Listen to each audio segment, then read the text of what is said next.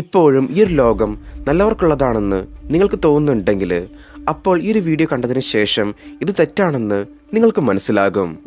നമ്മുടെ ജീവിതത്തിൽ ഏറ്റവും വലിയ വേദന നമുക്ക് നൽകുന്നത് ആരായിരിക്കും? നമ്മുടെ ശത്രുവാണോ? ഒരിക്കലുമല്ല. ഏറ്റവും വലിയ വേദന നമുക്ക് നൽകുന്നത് ആരാണെന്നാൽ ആരെയാണോ നമ്മൾ സഹായിച്ചത്, ആർക്കു വേണ്ടിയാണോ നമ്മൾ എല്ലാം ഉപേക്ഷിച്ചത്, ശേഷം അയാൾ തന്നെ നമ്മളെ നന്നായിട്ട് യൂസ് ചെയ്ത് പിന്നെ നമ്മളെ വിട്ടുപോകുമ്പോഴാണ്. സോ ഈ ഒരു ലോകം നല്ലവർക്ക് വേണ്ടിയുള്ളതല്ല. ഈ ഒരു ലോകം ഇൻ്റലിജൻ്റ് ആൻഡ് സ്മാർട്ടായിട്ടുള്ള ആളുകളുടേതാണ്. മറ്റുള്ളവരെ എല്ലാം മറന്ന് സഹായിക്കണമെന്നുള്ള ഈ ഒരു ഭ്രമത്തോടു കൂടി ജീവിക്കുന്ന ഒരാളാണ് നിങ്ങളെങ്കിൽ അപ്പോൾ ഇത് നിങ്ങളുടെ ജീവിതത്തെ നശിപ്പിക്കും.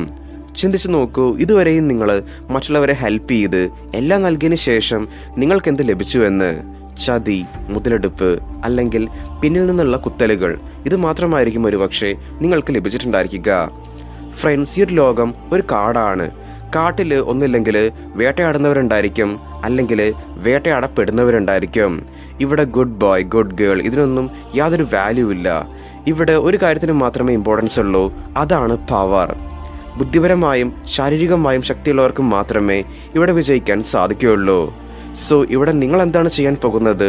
വേട്ടയാടുകയാണോ അതോ വേട്ടയ്ക്കായിട്ട് നിങ്ങളെ തന്നെ സമർപ്പിക്കുകയാണോ? Part 1, the true value of being good person.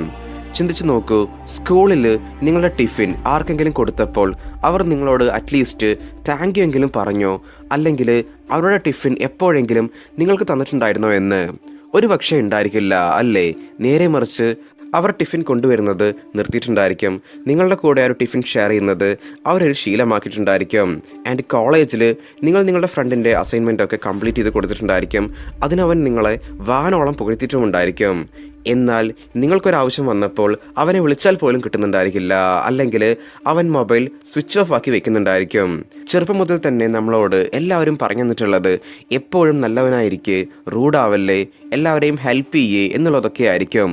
കേൾക്കുമ്പോൾ നമുക്കിത് നന്നായി തോന്നും. എന്നാൽ റിയൽ വേൾഡിൽ നിങ്ങളുടെ ഇത്തരം പെരുമാറ്റം മൂലമാണ് നിങ്ങൾ മറ്റുള്ളവരുടെ കയ്യിൽ ഒരു പാവയായിട്ട് മാറുന്നത്. ഓഫീസിലാണെങ്കിലും അതെ, നിങ്ങൾ ഓവർ ടൈം വർക്ക് ചെയ്യുന്നുണ്ടായിരിക്കും, മറ്റുള്ളവരെ ഹെൽപ്പ് ചെയ്യുന്നുണ്ടായിരിക്കും. നിങ്ങളുടെ വർക്കിലൂടെ നിങ്ങളുടെ ബോസിനെ ഇംപ്രസ് ചെയ്യാൻ നിങ്ങൾ ശ്രമിക്കുന്നുണ്ടായിരിക്കും. എന്നാൽ ആ ഒരു വർക്കിൻ്റെ ക്രെഡിറ്റ് മറ്റാർക്കും ലഭിക്കുന്നുണ്ടായിരിക്കും, അയാൾക്ക് പ്രൊമോഷൻ കിട്ടുന്നുണ്ടായിരിക്കും. നിങ്ങളാകട്ടെ അവിടെ തന്നെ സ്റ്റക്കായിട്ട് നിൽക്കുന്നുണ്ടായിരിക്കും. നിങ്ങളുടെ ബന്ധുക്കൾ എല്ലാ ഫംഗ്ഷനിലും നിങ്ങളിൽ നിന്ന് എക്സ്പെക്റ്റ് ചെയ്യുന്നത് നിങ്ങൾ എല്ലാ കാര്യങ്ങളും നോക്കിക്കോളും എന്നുള്ളതായിരിക്കും. എന്നാൽ നിങ്ങൾ അവരോട് സോറി, നോ എന്ന് പറയുമ്പോൾ അപ്പോൾ ഇതേ ആളുകൾ നിങ്ങളെ സെൽഫിഷ് എന്ന് പറയും. സത്യം എന്താണെന്നാൽ ഈ ഒരു നല്ലവൻ എന്നുള്ളത് നമ്മുടെ ഒരു സൊസൈറ്റിയുടെ ഒരു കൺട്രോൾ മെക്കാനിസമാണ്. ആരാണോ ചോദ്യങ്ങൾ ഉന്നയിക്കാത്തത്, തങ്ങളുടെ സന്തോഷത്തെ മറ്റുള്ളവർക്ക് വേണ്ടി ത്യാഗം ചെയ്യുന്നത്, അവരെല്ലാം ഈ ഒരു സൊസൈറ്റി നല്ലവരെന്ന് പറയും. എന്നാൽ റിയാലിറ്റിയിൽ അവരെല്ലാം നല്ല അടിമകളാണ്. ഇതാണ് ഇവിടുത്തെ സിസ്റ്റം. നല്ലവരെ ഈ ഒരു സൊസൈറ്റി നന്നായിട്ട് തന്നെ യൂസ് ചെയ്യും.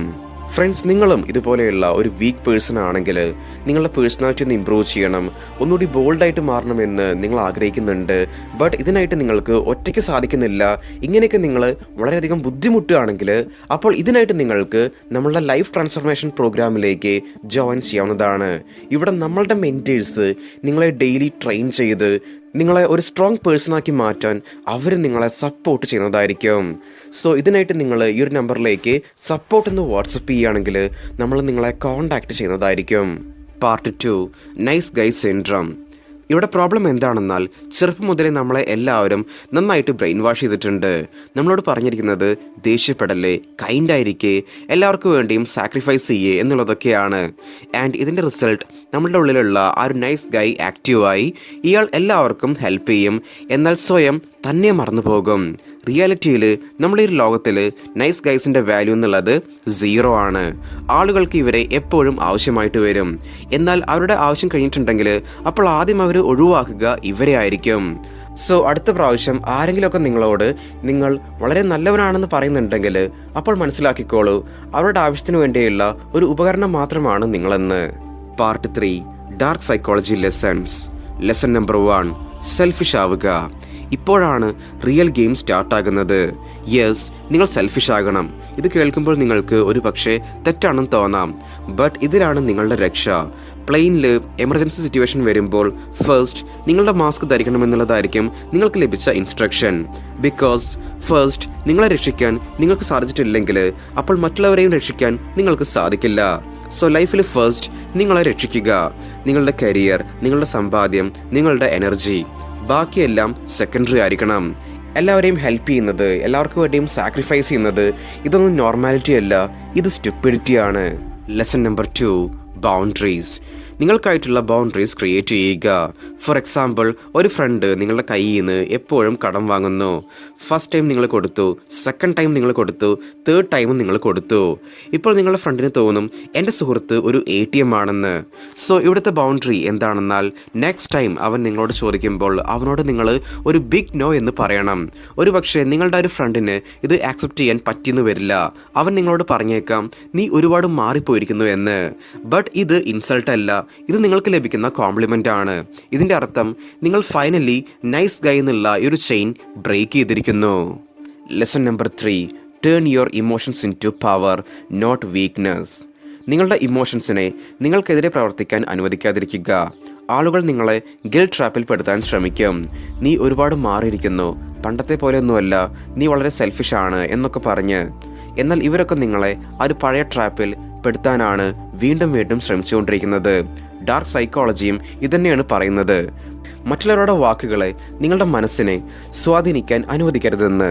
ആരെങ്കിലും നിങ്ങളെ അപ്രിഷ്യേറ്റ് ചെയ്തിട്ടുണ്ടെങ്കിൽ അപ്പോൾ സന്തോഷിക്കുക, എന്നാൽ അതിൻ്റെ മേലെ പറക്കാതിരിക്കുക.